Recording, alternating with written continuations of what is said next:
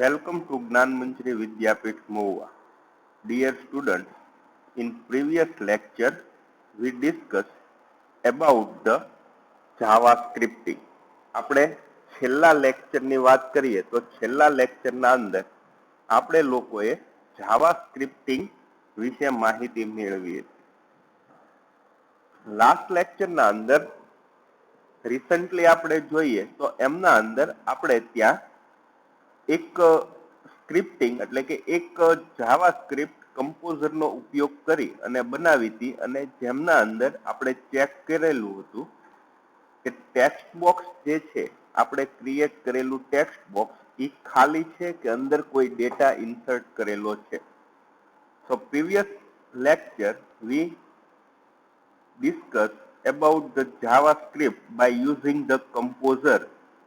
We create a form and take a text box and check text box is empty or not by using the JavaScripting. તો previous લેક્ચરના અંદર આપણે જે જાવાસ્ક્રિપ્ટિંગ કરી એમના અંદર આપણે એક સ્ટેટમેન્ટ એડ કરેલું હતું. If document dot form name dot control name dot value. તો હવે મારે આજના લેક્ચરના અંદર આપણે લોકોએ એ ડિસ્કસ કરવાનું છે કે કઈ રીતે એ આખું સ્ટેટમેન્ટ ડિરાઈવ થયું.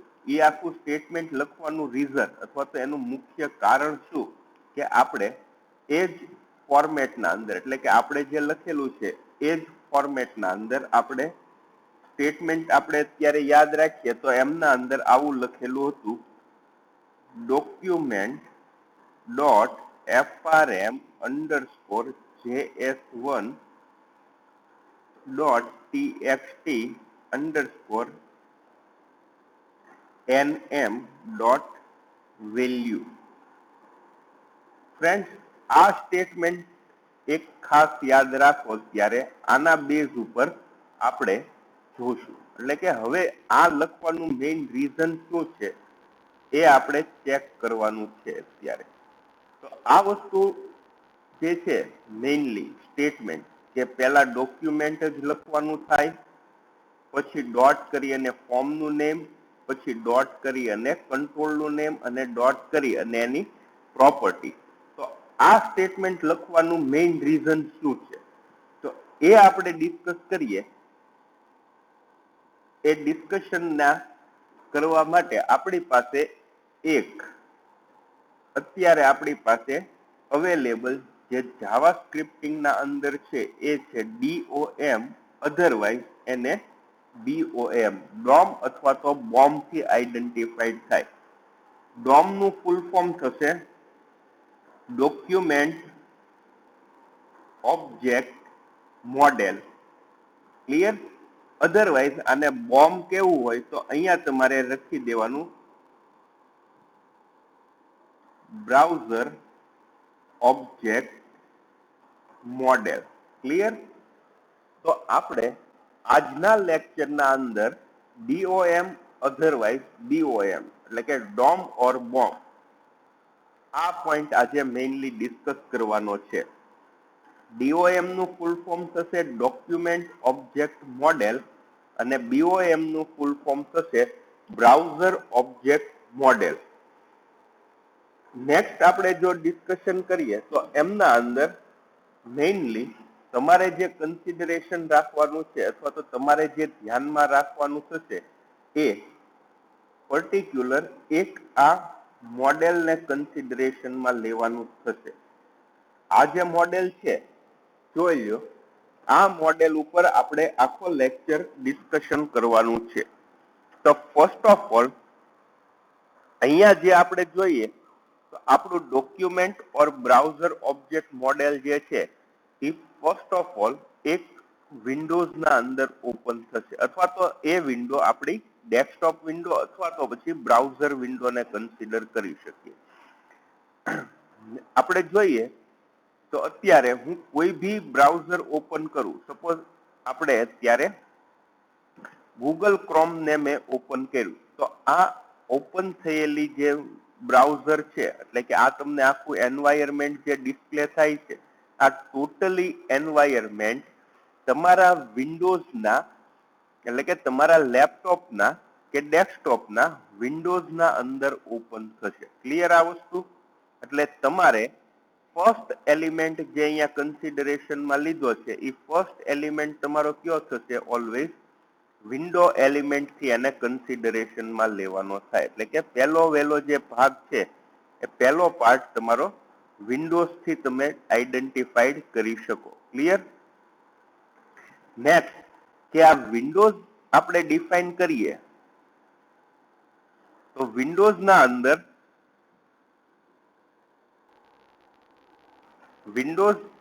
અંદર કોઈ ભી તમારું વેબ પેજ જે છે એ વિન્ડોઝના અંદર ઓપન થશે. ક્લિયર આ વસ્તુ?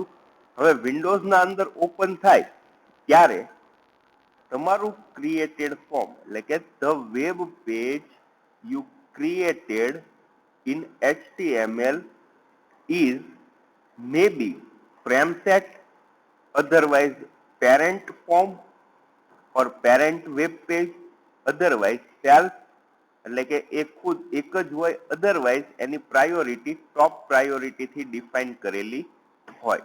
ક્લિયર આ વસ્તુ? એટલે હવે નેક્સ્ટ આપણે જે ડિફાઇન કરીએ છીએ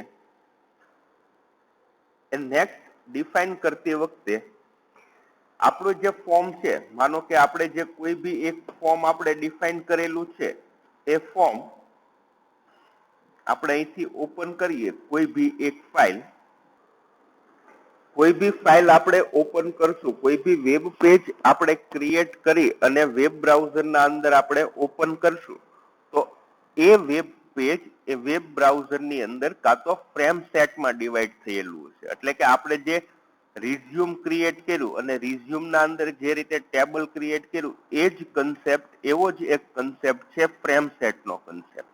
એટલે આખું તમારું ડોક્યુમેન્ટ જે છે એ આખું ડોક્યુમેન્ટ અલગ અલગ ફ્રેમ સેટના અંદર ડિવાઈડ થયું હોય. કારણ કે આપણે જોઈએ છીએ કે ઘણી વાર મોસ્ટલી કોઈ બી વેબસાઇટ તમે ક્રિએટ કરો તો એમનું હેડર જે હોય એ હેડર ઓલવેઝ બધામાં સેમ હોય અને પછી અંદરનો કન્ટેન્ટ પાર્ટ જ તે ચેન્જ થતો હોય. તો આવી સિચ્યુએશન માટે તમારે કમ્પલસરી ફ્રેમ સેટનો ઉપયોગ કરવો પડે કે આ ફ્રેમ નંબર 1 સ્ટેટિક રાખો અને ફ્રેમ નંબર 2 જે છે એને તમે ચેન્જ કરતા રહો. એ કન્સેપ્ટ આપણે નેક્સ્ટ જ્યારે આપણે એક વેબસાઇટ ક્રિએટ કરશું, સિમ્પલ સ્કૂલ પ્લાઝા નામની વેબસાઇટનું ડિઝાઇનિંગ કરશું ત્યારે આપણે ફ્રેમ સેટનો ઉપયોગ કરી અને હું તમને સમજાવીશ કે કઈ રીતે ફ્રેમ સેટમાં આખે આખું ડિવાઈડ થાય.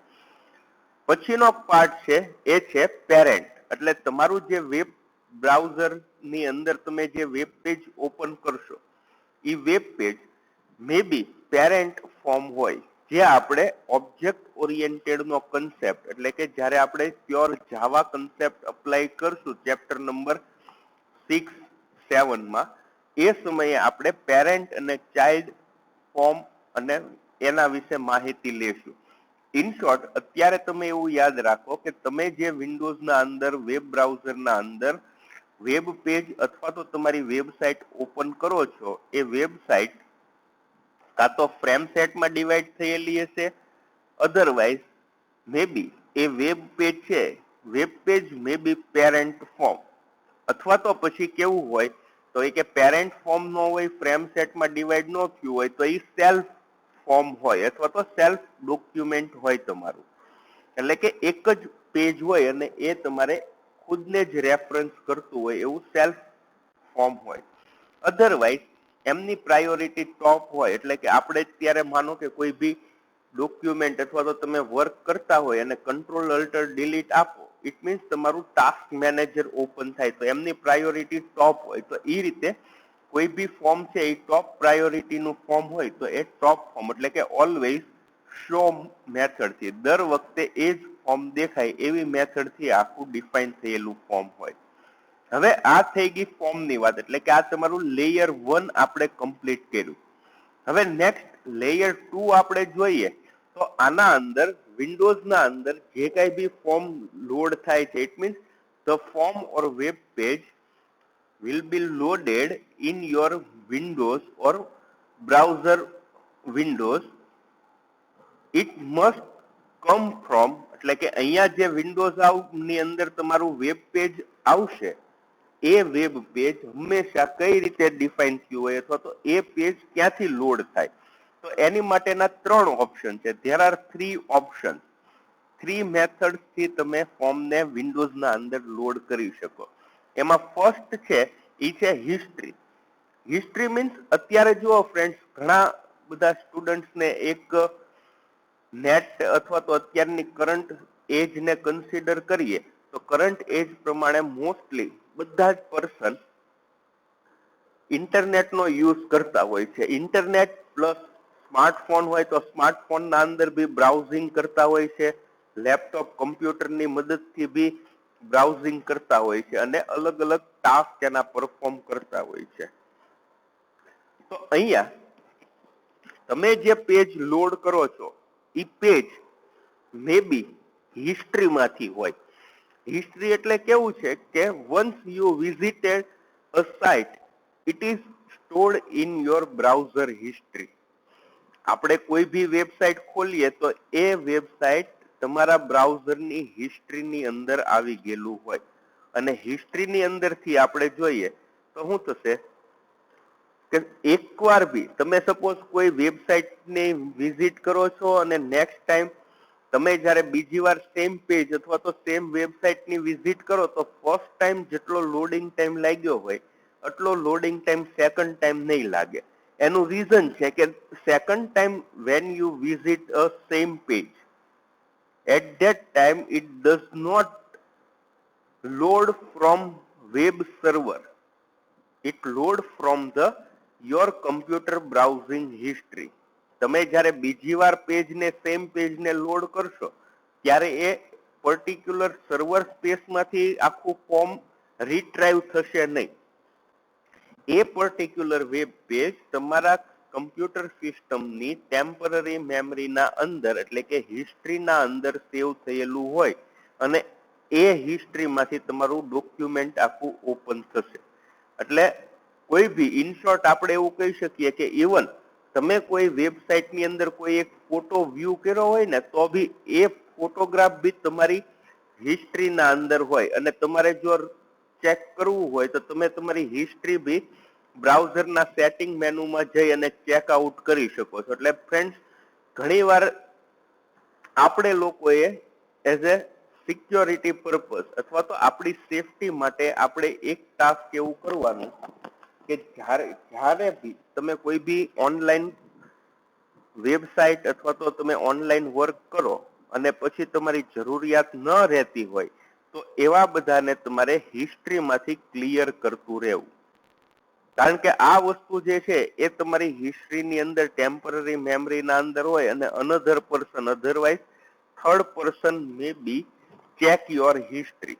અથવા તો અત્યારે ઘણીવાર જો એવું થાય છે કે તમે જે વેબસાઇટ અથવા તો તમે જે કન્ટેન્ટ સર્ચ કર્યો હોય ને એ વેબ બ્રાઉઝરના અંદર સાઈડમાં એડવર્ટાઇઝમેન્ટમાં એને રિલેટેડ કન્ટેન્ટ જ બધો આવતો હોય.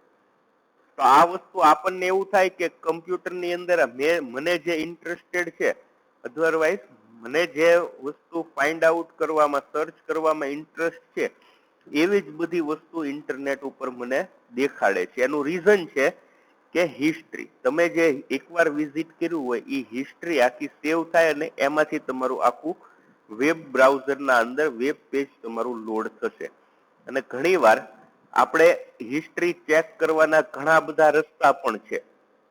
સપોઝ તમે અહીંથી હિસ્ટ્રી ક્લિયર કરી નાખો તો એ ટેમ્પરરી ફોલ્ડરના અંદર હોય.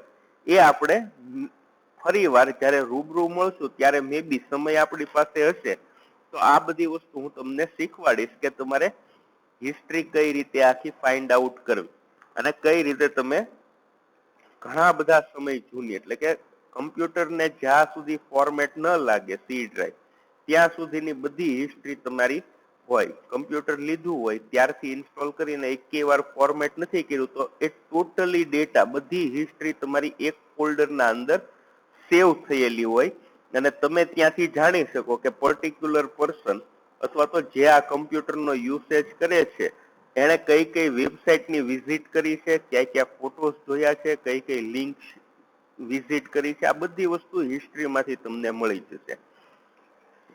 થર્ડ થિંગ જે છે એ છે લોકેશન બેઝ, એટલે કે લોકેશન, કોઈ પર્ટિક્યુલર લોકેશન પરથી તમારા વેબ પેજ વેબ બ્રાઉઝરના અંદર ઓપન થશે.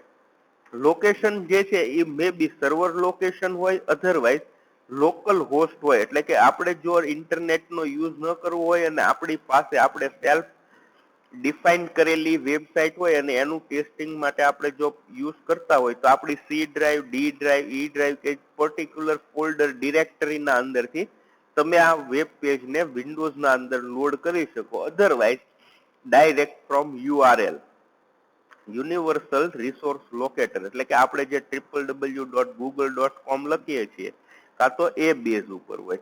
ઓર સેકન્ડ થિંગ છે it load from the document, એટલે હવે અહીંયા તમારે શું કરવાનું છે તો એ કે આ વિન્ડોઝના અંદર જે કાંઈ બી ફોર્મ ડિફાઇન થશે એ મે બી ડોક્યુમેન્ટના અંદરથી અથવા તો આપણું આખું ડોક્યુમેન્ટ જ લોડ થશે. એઝ એ ડેવલપર અથવા તો આપણે અત્યારે બિગિનિંગ સ્ટેજમાં છીએ કે આપણને વધારે ખ્યાલ નથી કઈ રીતે વેબ પેજ કરવું, એનું હોમ પેજ અથવા તો ઇન્ડેક્સ પેજ આપણે ડિફાઇન કરવું, આ બધો કોઈ વસ્તુનો ખ્યાલ અત્યારે આપણને નથી.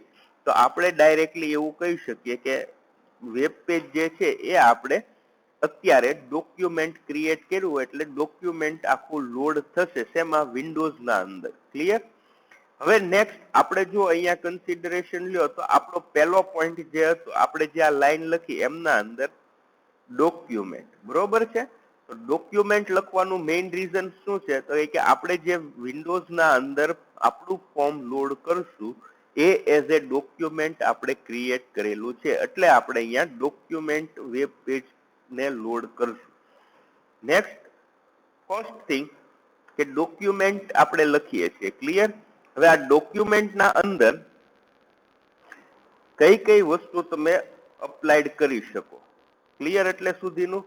તો હવે in short, when you use document or when you create a web page using document, at that time in your document you can place a link, form or anchor.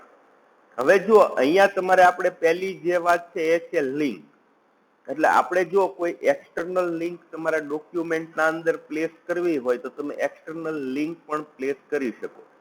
માનો કે કોઈ આપણે રેફરન્સ વેબસાઇટ જો તમે use કરવી હોય તો તમે એમની લિંક પણ અહીંયા સેટ કરી શકો ડોક્યુમેન્ટમાં. થર્ડ થિંગ છે anchor. Anchor it means load in a same form.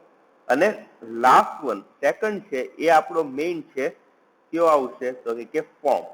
એટલે આપણે એમના અંદર ડોક્યુમેન્ટના અંદર સિમ્પલ ડોક્યુમેન્ટ ભી હોઈ શકે, અધરવાઇઝ ડોક્યુમેન્ટના અંદર લિંક પણ હોય, એમના અંદર એન્કર ટેગ એટલે કે અધર ને આપણે લોડ ભી કરી શકીએ, અધરવાઇઝ ડાયરેક્ટલી એક ફોર્મ ક્રિએટ કરેલું હોય. જો લિંક અને એન્કર હોય તો એ ત્યાંથી જ તે અપલોડ અને ડાયરેક્ટલી રીડાયરેક્ટ થઈ જશે. પણ જ્યારે તમે ફોર્મનો યુઝ કરતા હોય તો ફોર્મની અંદર એમના અલગ અલગ એલિમેન્ટ્સ તમારે રાખવા પડે. અલગ અલગ એલિમેન્ટ જે છે એ આપણી ઇનપુટ ટેગ છે, જે આપણી ટેક્સ્ટ બુકના અંદર તમને input type is equal to કરીને આપે છે એ બધા કંટ્રોલ્સ, એટલે કે ટેક્સ્ટ બોક્સ હોય, રેડિયો બટન હોય, જે આપણે રજીસ્ટ્રેશન ફોર્મ એક ક્રિએટ કર્યું એ મુજબ આપણે જોઈએ રજીસ્ટ્રેશન ફોર્મ જે ક્રિએટ કરેલું છે ઇટ મીન્સ આ જે આપણું રજીસ્ટ્રેશન ફોર્મ છે એમના અંદર જો આપણે ફર્સ્ટ એક FRMREGI ક્રિએટ કર્યું હતું, એટલે કે આપણું ફોર્મ નેમ.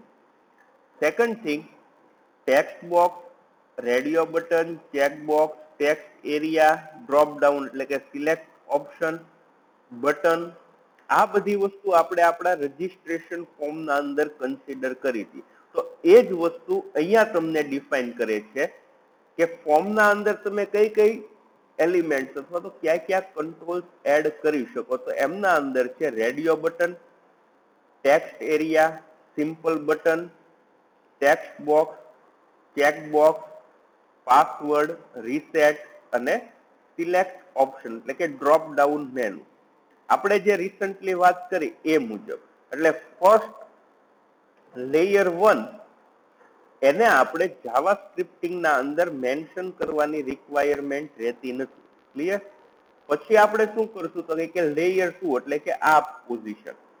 લેયર 2 ના અંદર આપણે લેયર 2 થી શરૂ કરીએ. એટલે આપણે જ્યારે આપણી સ્ક્રિપ્ટિંગ લખીએ છીએ ત્યારે હું લખીએ છીએ ડોક્યુમેન્ટ ડોટ કરી અને નેક્સ્ટ લેવલે આપણે જવાનું. ક્લિયર? તો નેક્સ્ટ લેવલ હવે આપણી પાસે કયું અવેલેબલ છે તો કે ડોક્યુમેન્ટ પછી લિંક એન્કર ઓર ફોર્મ. તો આપણે જે ડોક્યુમેન્ટ ક્રિએટ કર્યું છે એ ડોક્યુમેન્ટ હંમેશા ફોર્મ બેઝ ક્રિએટ કરીએ. એટલે હવે મારે અહીંયા શું કરવાનું હોય તો કે ડોક્યુમેન્ટ પછી નેક્સ્ટ લેવલમાં જવા માટે ડોટ ઓપરેટરનો યુઝ કરવાનો રહેશે. એક એક માર્કના એમસીક્યુમાં વસ્તુ આવશે. To move from next level, we use dot operator. Clear? Next લેવલમાં જવા માટે આપણે ડોટ ઓપરેટરનો ઉપયોગ કરશું. એટલે કે આ લેયર 2 જે છે લેવલ 2 એમાંથી લેવલ 3 માં જવું હોય તો મારે વચ્ચે ડોટ મૂકવો પડે. એટલે આપણે શું કરીએ ડોક્યુમેન્ટ ડોટ ફોર્મ થઈ ગયું. એટલે આપણે જો અહીંયા લખેલું છે જાવા સ્ક્રિપ્ટિંગમાં ડોક્યુમેન્ટ પછી ડોટ ઓપરેટર પછી આપણે જે જાવા સ્ક્રિપ્ટિંગમાં frm_js1 ક્રિએટ કર્યું હતું તો અહીંયા ફોર્મનું નેમ આવી જશે. એટલે આ ડોક્યુમેન્ટ પછી અહીંયા લખવાનું તમારે ફોર્મ નેમ. ફોર્મ નેમ લખી અને પછી ડોટ કરી અને ફોર્મ ઉપર જે લેવાતા કંટ્રોલ્સ હોય એટલે કે આ જો ફોર્મ છે એની પછી એના ઉપર તમારે જે કાંઈ બી કંટ્રોલ્સ તમે મૂકી શકો. ક્યાં ક્યાં control? Radio button, text area, command button, text box, check box, password field, reset અને સિલેક્ટ ઓપ્શન એટલે કે ડ્રોપ ડાઉન. તો ડોટ કરી અને પછી આમાંથી કોઈ બી એક તમે લખી શકો. તો અહીંયા આપણે જે સ્ટેટમેન્ટ લખ્યું એમાં જુઓ ફર્સ્ટ ડોક્યુમેન્ટ લેવલ 2 પછી ડોટ કરી અને લેવલ 3 માં ફોર્મ નેમ એટલે ફોર્મ આપણું કયું છે frm_js1 પછી ડોટ ઓપરેટર કરી અને નેક્સ્ટ એટલે કે લેવલ 4 માં આપણે કંટ્રોલ થઈ ગયો. જે કાંઈ બી કંટ્રોલ્સ આપણે એટલે કે આની અંદર જે ઇનપુટ ટાઈપના જે કાંઈ બી કંટ્રોલ્સ તમે યુઝ કરો એ ટોટલી કંટ્રોલ્સ તમે ત્યાં ડોટ કરી અને મેન્શન કરી શકો. જેવી તમારી રિક્વાયરમેન્ટ હોય એ મુજબના કંટ્રોલ્સ તમારે ત્યાં કલેક્ટ ત્યાં લખવાના થશે. અને એ લખી અને પછી નેક્સ્ટ એટલે કે હજી આની પછીનું એક લેવલ છે એ તમે કહી શકો એમની પ્રોપર્ટી. એટલે આપણે અહીંયા શું લખ્યું છે તો કે બટન અથવા તો ટેક્સ્ટ બોક્સ એટલે કે ટેક્સ્ટ બોક્સનું અહીંયા ટેક્સ્ટ બોક્સ નથી લખવાનું. જે ટેક્સ્ટ બોક્સને એક્સેસ કરવું હોય એ ટેક્સ્ટ બોક્સનું નામ લખવાનું.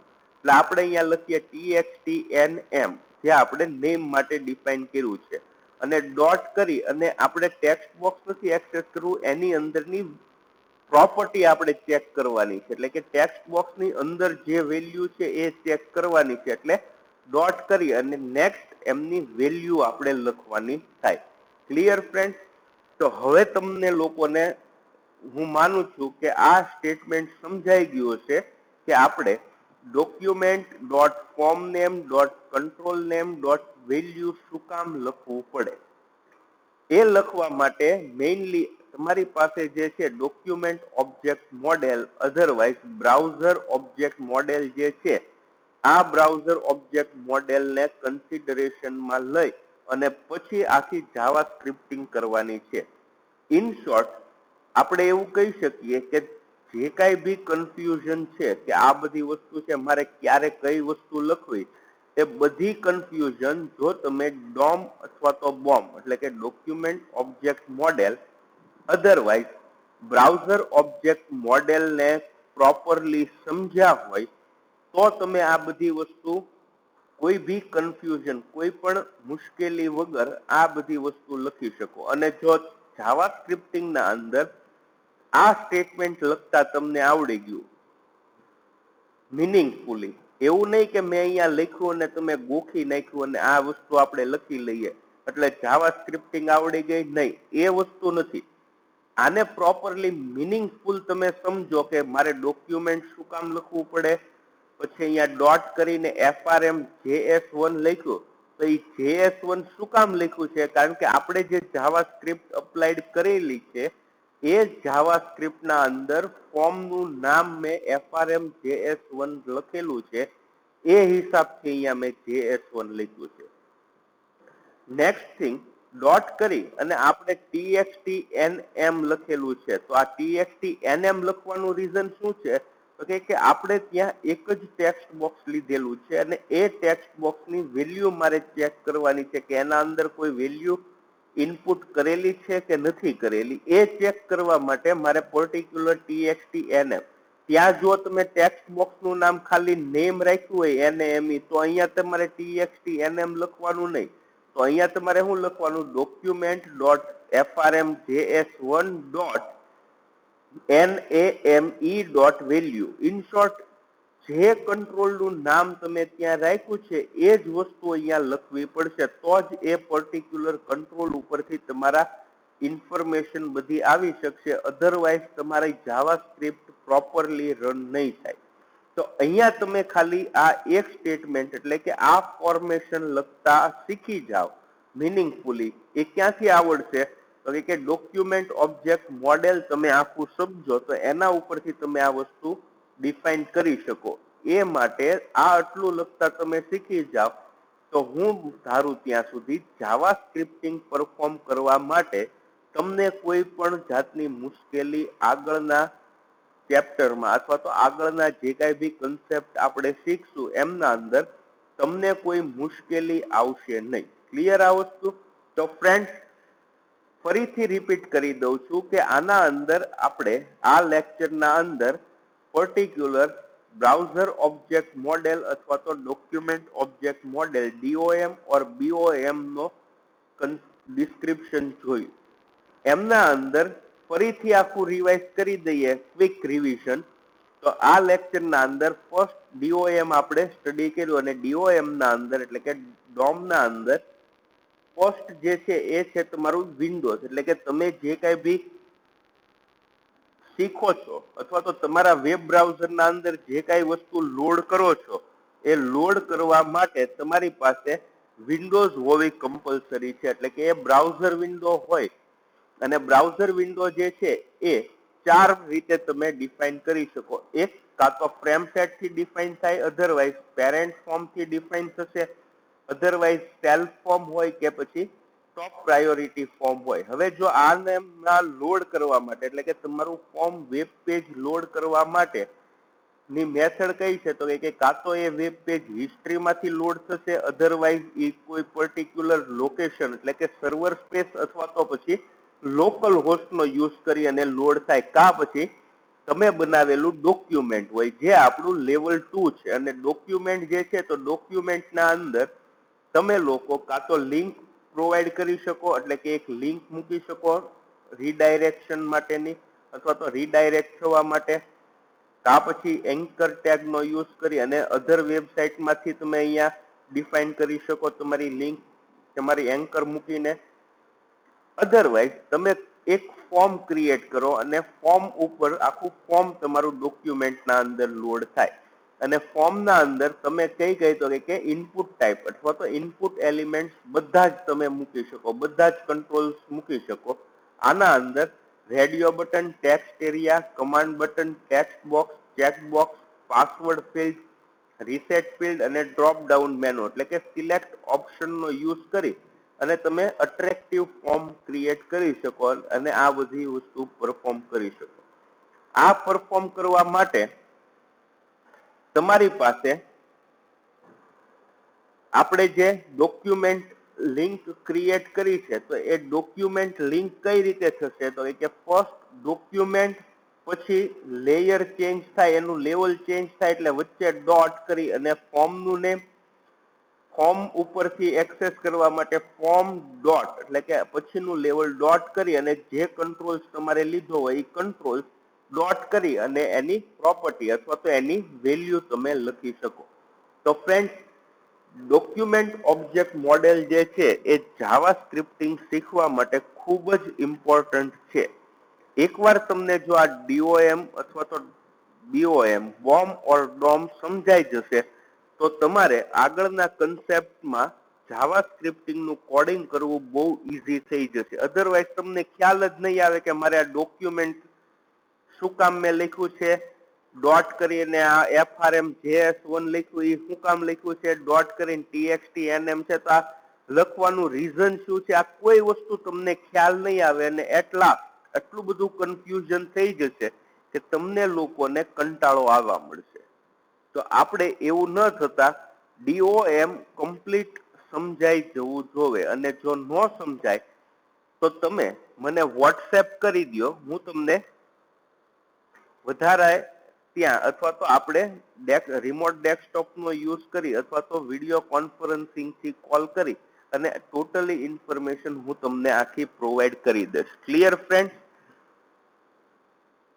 તો આજના લેક્ચરમાં આપણે આટલું રાખતા નેક્સ્ટ બધા જ એલિમેન્ટ એટલે કે જે કાંઈ બી ઇવેન્ટ્સ આપણે જાવા સ્ક્રિપ્ટિંગના અંદર પરફોર્મ કરશું એ ઇવેન્ટ્સ બધી નેક્સ્ટ લેક્ચરના અંદર આપણે ડિસ્કશન કરી લઈશું. Thank you.